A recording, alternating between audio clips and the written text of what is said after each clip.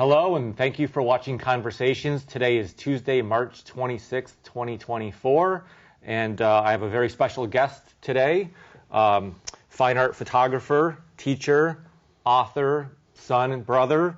Thad Kubis has written a new book, Photographs I Could Have Taken But Did Not. So joining me today is Thad Kubis, and Hi, everyone. Thad, tell me how this idea all came about. So about a year ago, I was teaching a smartphone photography course, and one of my students had 1,000 pictures of their childhood on their smartphone. And I said to myself, I don't think I have 1,000 pictures of my entire family in all the years that I lived with them. So I started doing some research, and I found out I probably had maybe a couple dozen. And I realized that at that time, had I had a phone then, a smartphone, or better still, a camera, what pictures would I have taken to document my family?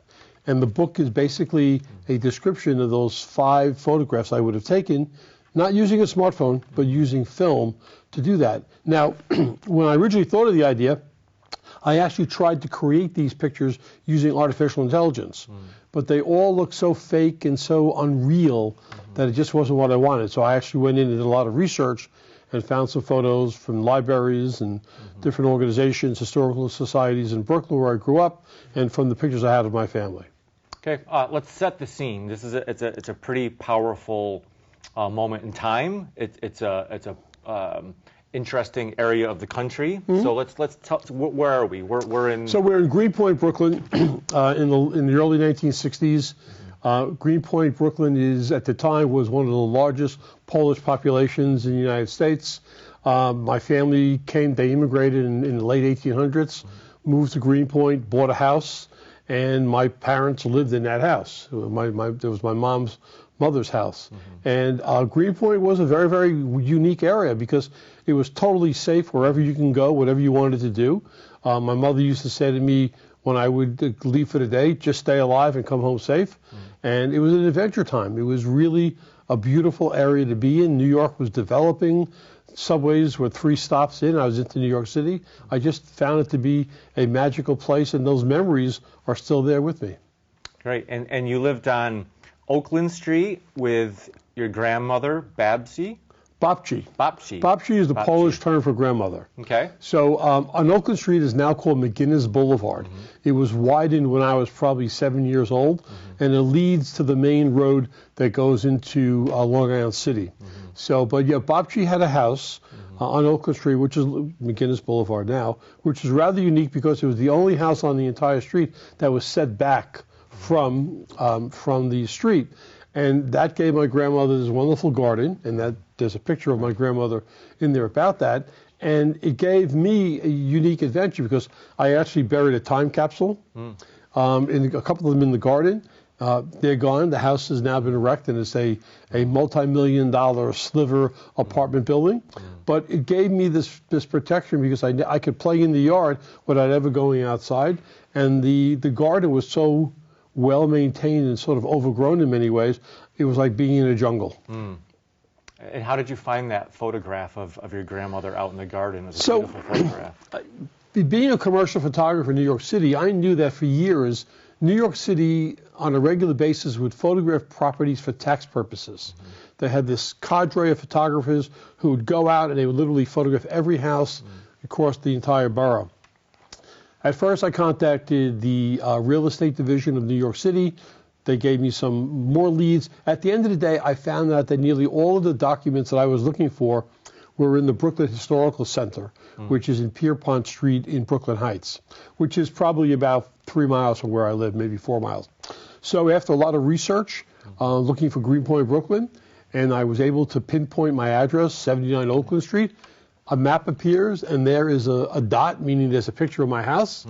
And I clicked on the dot, and there's my picture. What's more important is my grandmother, my Babci, is in that photograph, watering her flowers, looking at this photographer with a little bit of like, who are you type of look on it. So that was a really unique find. It's a treasure. That's a treasure. Truly a treasure. Tell me about the other family members in the book. So my mom was probably my most influential person during the day. because she was always around. And as I say in my book, I don't want to give the description away, but I always remember her in the kitchen. And what I remember in the kitchen, there was this beautiful, soft ambient light that came in from the window that would sort of, it was soft light, but yet there was some harsh streaks to it. But it always made that kitchen glow. And it was a very, very small kitchen. So, I mean, she influenced my life in many, many ways. My dad, who owned the garage, an Esso station, now Exxon, called Point Garage, he was gone at 4:30 in the morning and came back 6 o'clock every night. I worked at the garage. If you get a copy of the book, you'll read about that. I delivered breakfast for he and my Uncle Adam, and they were the partners in this garage. It was traditionally a wonderful place. Years later, when I had a rock and roll band, we used the garage to practice in. Oh, wow. So it was a really cool link to me. But my dad was a very, very wonderful man. I'm named after him. He is Thaddeus A. I'm Thaddeus B. Then there was my Bapchi, my grandmother. Never spoke a word of English. Came in, I think, in 1880 to Ellis Island. We have a brick on Ellis Island that has both my dad's name, Kubis, and my other grandmother's name, Regula, which was the grandmother I lived with. It's on the island itself. And then there was my brother. My brother Michael was older than I am. I was. He, at the time, we knew he was different, and now he would, as I mentioned in my book, he would fit into the autism spectrum, I guess. But he was very, very unique in many ways. When he would decide that he would want to do something, it got done. Not to the way that maybe you and I would do it. He loved this concept of being a DJ. So he had two personalities. He had Michael Joseph Kubis, my brother, and then he had Mickey J or Mickey Joe, the DJ, and he would record on his own radio shows. And there's a really good description in my book about what he did to make these happen. And then he would feed them, I'm not sure how, by sending cassettes, I guess, out to different radio stations. And the only one that I know that ever got picked up was a radio station on the West Coast where my brother happened to secure an interview with Jan and Dean, a Beach Boys-like group in the 60s. And then there's me. You know, I was this kid who, the minute I got up in the morning, I'd go out on my bike, or if it wasn't biking weather, I'd be walking around. My best friend at the time, Phil Rass, whose sister I sent the copy of my book, we used to walk around, travel subways, walk over bridges, take bicycle rides out to Montauk Point and everything. So it was just a wonderful experience for me. I was able to interact with a lot of other people, both younger and older than me, and saw a lot of things in life that most people probably never get to see. Right. Okay. And at the current time, you did or did not have a camera? So my dad had a camera, an Instamatic, and also before that a Brownie, but he would load film usually around Thanksgiving. He would unload it in maybe June, July, then reload it for the summer. So I would use that camera, but it wasn't easy taking pictures of my relatives. My relatives looked at it as an interference in their life. So I did not have a camera at the time. But I was probably 13 years old. My parents happened to go on a anniversary trip down to the Caribbean, and they came back with a Minolta SRT 101, which was the camera I would use. If I had that camera then, I would have shot these pictures. These pictures are taking place between probably the early 60s and the mid 60s. So I had this camera, but I never used it to take these photographs. Wonderful system. I actually have an SRT 101 today with the similar lens, 50 millimeter lens that works. It takes film. I prefer film over digital. I think that if I had the choice between a digital camera, like a smartphone, and a film camera, I would definitely go with a film camera. I was going to ask you that question. Yeah, so photography is very much like time travel. It's the closest thing we have to time travel, right? We can capture these moments. So yeah, it was different back then. Like you didn't, if you can't see the future, you don't realize that a photograph today, which could be kind of mundane, in 40 years it might be really special because it's that what is there today is now gone. Yeah, I don't know. I read this number years ago that photographs that are taken with smartphones are rarely re-looked at, are rarely opened up years later. They sort of get lost in the mix of photography. The thing that I learned is how special these photos were. I found a photograph of my mother taken probably when she was in her 30s, which is in the book. I couldn't find too many pictures of my dad, but I found this one picture of him on a couch, very, very I'm not sure what the word is, I sort of a seductive type of photograph. I found some pictures of he and my Uncle Adam in the garage. It was difficult to find photographs of my brother. I'm assuming that because of what we thought this condition he had, he wasn't really apt to get his photos taken a lot. I found a couple of my grandmother and very, very few of me. So yeah, they made a major difference. It's today some of the pictures today have lost their importance. They've almost become a commodity. I've got something, I could shoot, blah, blah, blah, and burst, and I'll never look at them again. Here, I was taken aback by all the memories each one of those photographs brought back to me. All right. And tell me what it's like. Some of this it's kind of like a character study, right? So I know you don't want to give away too much details because they're all here in the book. But like you would love to have traveled back to your dad's garage, maybe on a day where his hands were greasy and he had a long day, and maybe you could ask his permission to sneak in that one great photograph. So kind of just describe to me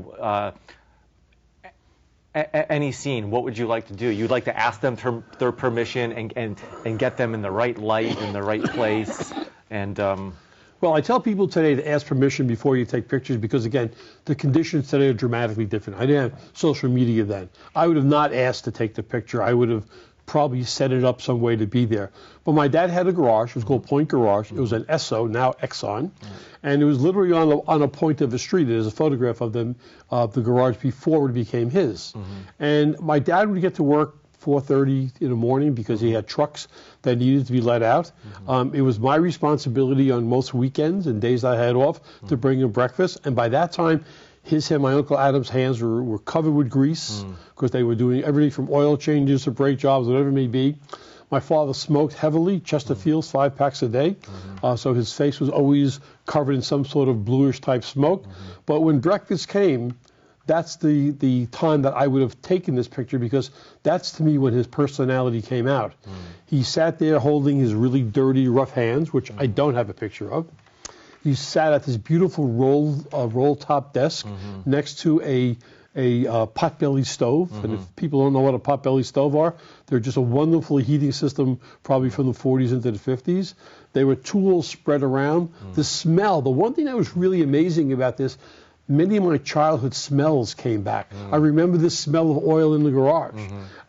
My dad would unwrap his breakfast sandwich, his steaming hot coffee. My dad loved steaming hot coffee. And with the cigarette in one hand, the steamer in the other, and the sandwich being warmed to taste, that's the shot that I would have taken. That's the one that's described in the book. That's the one that, to me, if I can go back in time and do that, without a hesitation, I would do that.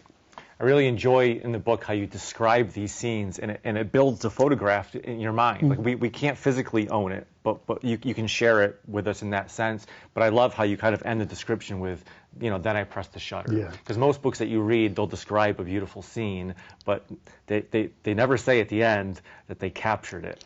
Well, the purpose of this book was to try to bring people back to where they were at one time, and maybe slow down their life and let them think about that opportunity.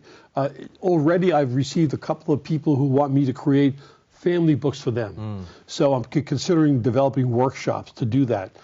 I can't do this for everybody, but because everybody has so much of a different past, but there are certain rules that I would follow, and these are the rules that I think I came across. Number one, I wanted to be very emotional.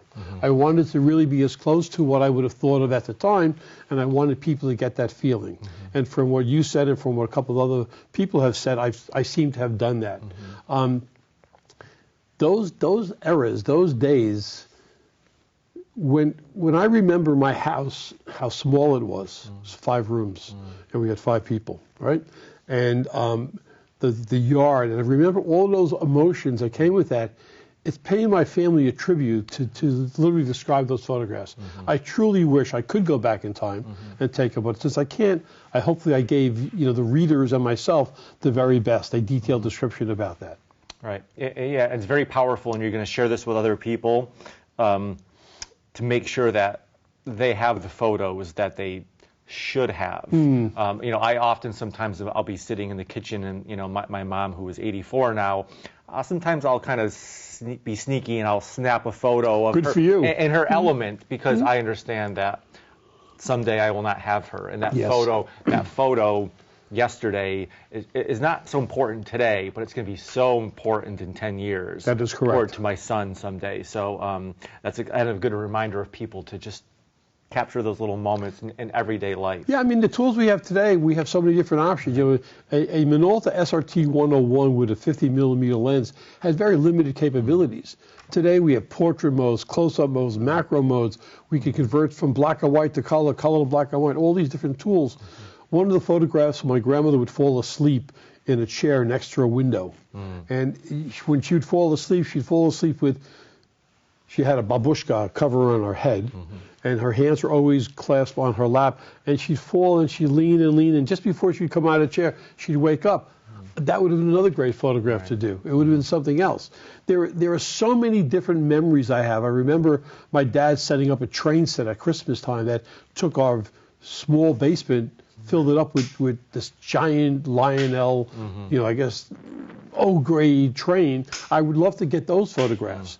And I would love to get the photographs of my mother and my grandmother when they made food for Easter or for Christmas, for some other holidays we had. And my brother, who was, again, very unusual, there were so many different moments with him that I wish I could have captured them. Right. And I think one of the concerns I have today about photography, it has become, as I mentioned, a commodity. It's always there. But try to take a minute out of your day, not every day, and look for that one special picture that you can put that heart sign on that will mean something, as you said, in 40 years from now. Right, right.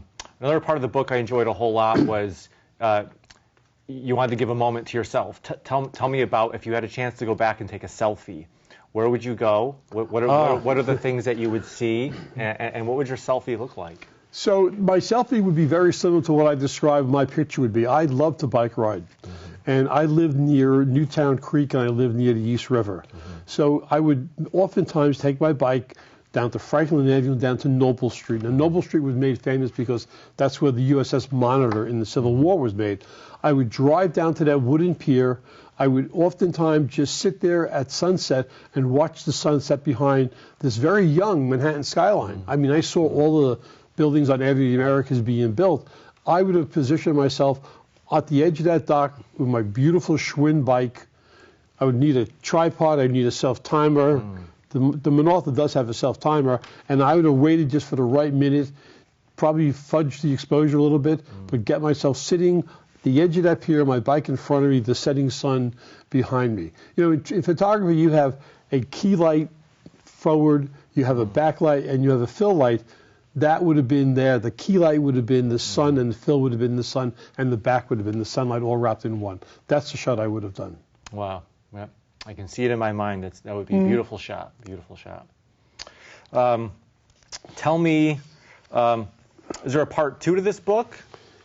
So the book's only been out 2 weeks, but the comments I've received have really forced me to think about what would it be if I wrote some of my adventures down.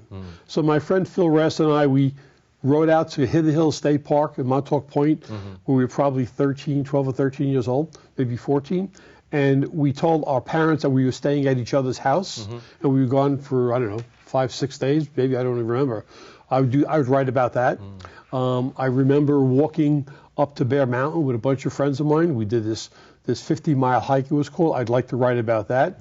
I would love to write about when I went up with my dad on some of his repairs. He would get calls at 11 o'clock at night, truck broke down. I would go in his truck with him. I'd write about that. And I'd write about some of my other relatives. I'd write about some of my aunts and some of my uncles, but also I'd probably try to bring in the neighborhood more.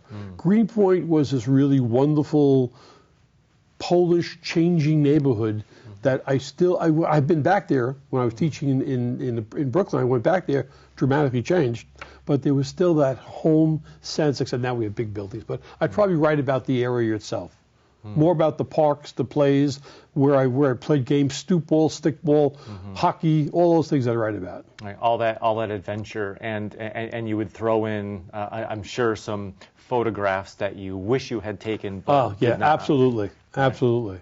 Yeah, I mean today we have the ability to shoot a bike ride with a drone or with a selfie stick.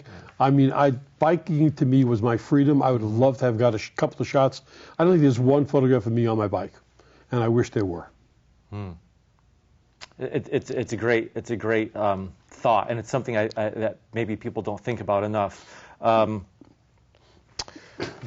Tell me, well, first of all, where can people find this book? So right now you can get it on my website. That's tbkphotos.com. I'm meeting next week with some local bookstores. Hopefully they'll be carrying it. I'm having a book signing at the Sheffield Library in Sheffield, Massachusetts. I think it's on Saturday, May 11th. Be able to get it there. But right now it is on my website. Okay, great. And what are some of the other things that you do in the community? I know sometimes you offer classes and you visit some great local places for photography. So what I do is I teach at CATA, which is, my son Dylan has Down syndrome. I've taught him photography. He has his own little photography business. But I teach at CATA. I teach iPad photography with the people there. I teach at Monument Mountain. I'm running a program there called Photography in You. And then I also work up in Pittsfield, the Pittsfield School District. I teach at the Litchfield Community Center. I have a group called the Berkshire Senior Photographers, and what we do is we go on walks rather than hikes. I volunteer as much as I can to help local organizations. But my main goal right now is I'm not really doing professional commercial photography, though I do still stock photography. What I'm doing now is sort of sharing my responsibilities, my learning. When I was getting into photography, I couldn't find many people to help. And I knew that I wanted to change that. So I'm out here to do as much as I can, volunteering, and if I can make some money on it, it's even better. But in photography, yeah. This is not your first book. No, I wrote a book on, so my background is, I was trained as graphic designer and as photographer. I then opened the marketing agency, and I went back to school, got a degree in marketing, and then during, I guess for 25 years, I taught as an adjunct at the New York City College of Technology. I taught graphic designers how to use traditional print production and digital production to convert their work into a book or into other things. And I taught sales and marketing at Fashion Institute of Technology.